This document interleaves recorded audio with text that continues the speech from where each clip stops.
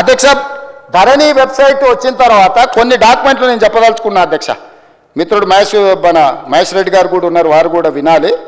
కిషన్ రెడ్డి గారు స్వయంగా తిమ్మాపూర్ ఆయన సొంతూరులో భూదాన్ భూములకు సంబంధించి కిషన్ రెడ్డి గారు అపోజిషన్ లీడర్గా ఉన్నప్పుడు వాళ్ళు కంప్లైంట్ చేసిండు అధ్యక్ష. 100 ఎకరాల భూదాన్ భూమిని డాక్యుమెంట్లు మార్చే పరిస్థితి ఉన్నది, వాటి కాపాడు ఉండని.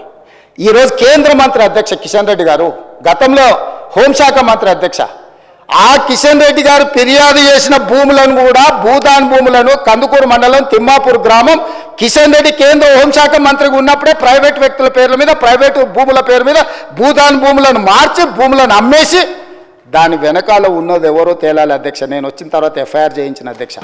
నేను వచ్చిన తర్వాత కిషన్ రెడ్డి గారి ఫిర్యాదును ఒక కేంద్ర మంత్రి అయిన ఆ భయం కూడా లేదు. ఆ రోజు హోంశాఖ మంత్రిగా కిషన్ రెడ్డి గారు ఉన్నారు అధ్యక్ష. ఆయన సొంతూరులో 100 ఎకరాల భూదాన్ భూములకు సంబంధించి కిషన్ రెడ్డి గారు ఫిర్యాదు చేస్తే కిషన్ రెడ్డి గారి ఫిర్యాదును కూడా లెక్క చేయకుండా భూములను ప్రైవేట్ వ్యక్తుల పేరు మీదకి మార్చేసిండ్రు అధ్యక్ష.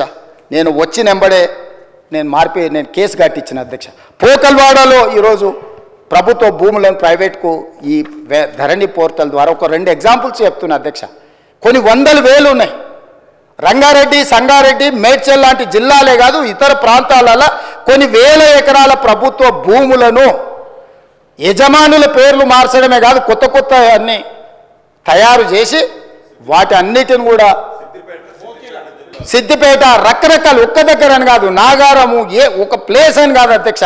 ఇవాళ నేను ఎందుకు కిషన్ రెడ్డి గారితో ప్రస్తావిస్తున్నా అంటే ఈరోజు ఆయన యూనియన్ క్యాబినెట్ మినిస్టర్ అధ్యక్ష. ఆయన సొంతూరులో ఆయన ఫిర్యాదు చేస్తే కూడా భయం లేకుండా భూదాన్ భూములను బదిలీ చేసి ప్రైవేట్ వ్యక్తులకు పట్టా భూముల కింద రిజిస్ట్రేషన్ చేసిండ్రు అధ్యక్ష. నేను వచ్చిన తర్వాత కిషన్ రెడ్డి గారు కూడా ఫిర్యాదు చేస్తే దీని మీద చర్యలు తీసుకోకపోతే ఎట్లా అని నేను ఎంక్వైరీకి ఆర్డర్ ప్లేస్ చేసి క్రిమినల్ కేసు బుక్ చేసిన అధ్యక్ష.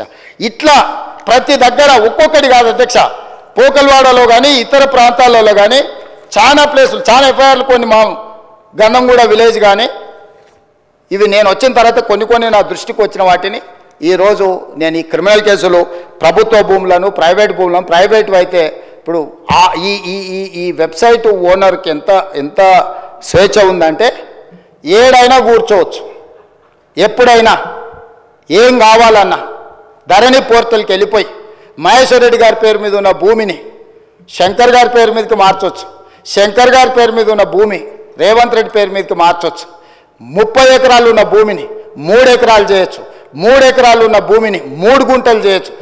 ఏం కావాలన్నా స్వైర విహారం చేసే అధికారం వాళ్ళకి ఇచ్చి ఆ ప్రైవేట్ ఏజెన్సీలకు ఇచ్చి ఇవాళ పూర్తిగా రాష్ట్రంలో ఉండే భూమి అంటేనే భయపడేటట్టు, భూమి అంటేనే మాకు ఉంటుందో ఉండదో అనే అభద్రతా భావనలకు నెట్టేసే ధరణి చట్టాన్ని తీసుకొచ్చి ఈరోజు మొత్తం లోపభూయిష్టంగా వీటిని తయారు చేస్తే గత సంవత్సరం నుంచి చాలాసార్లు చాలామంది మమ్మల్ని అన్నారు, ఇంకెప్పుడు తెస్తారా ఇంకెప్పుడు మీరు కొత్త చట్టం తెస్తారా అధ్యక్ష. అవగాహన చేసుకోవడానికి కూడా సమయం కావాలి అధ్యక్ష.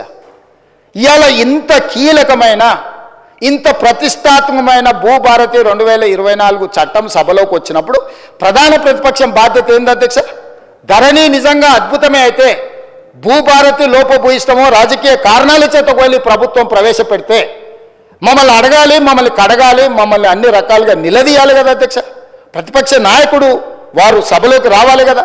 ఎందుకంటే మా అందరికంటే వారికి ఉద్యమకారుడికి ఎక్కువ అవగాహన ఉంది. 80,000 పుస్తకాలు చదివినాను వారు పదే చెప్పినప్పుడు ఆ 80,000 పుస్తకాల యొక్క సారాంశాన్ని రంగరించి వారి మెదడును కూడా కరిగించి వారు సృష్టించిన అద్భుతం అమృతం ఆ ధరణి గురించి వారు వచ్చి లేదా వాళ్ళ పార్టీ తరఫున సంపూర్ణంగా మాట్లాడుంటే బాగుండేది కదా అధ్యక్ష. అది ఈ మాట్లాడితే ఈ భూభారతి మీద చర్చ జరిగితే వాళ్ళ భూభాగవతం బయటపడుతుంది, వాళ్ళ బండారం బయటపడుతుంది. మళ్ళీ ఇంకొక కొత్త విచారణలను కేసులను ఎదుర్కొని జైలుకు వెళ్లాల్సి వస్తుంది. కాబట్టి ఎట్టి పరిస్థితుల్లో ఇది చర్చ జరగొద్దని ఒక తొండి పంచాయతీ తీసుకొచ్చి పెట్టారు అధ్యక్ష. బీఎస్సీ జరిగింది, బిజినెస్ అడ్వైజరీ కమిటీ మీటింగ్ తమరి నాయకత్వంలో జరిగింది. మేము అందరం కూడా వచ్చినాం. గంటల కొద్దీ మాట్లాడినాం. ఆ రోజు 9 అంశాలతో కూడుకున్న రిప్రజెంటేషన్ వాళ్ళు తీసుకొచ్చి మీకు ఇచ్చిండ్రు అధ్యక్ష. ఈ అంశాల మీద మేము చర్చించాలనుకుంటున్నాం, వీటిని తీసుకెళ్ళండి. 9లో ఈ ఫార్ములా కార్ రేసింగ్ గురించి అడిగినరా అధ్యక్ష?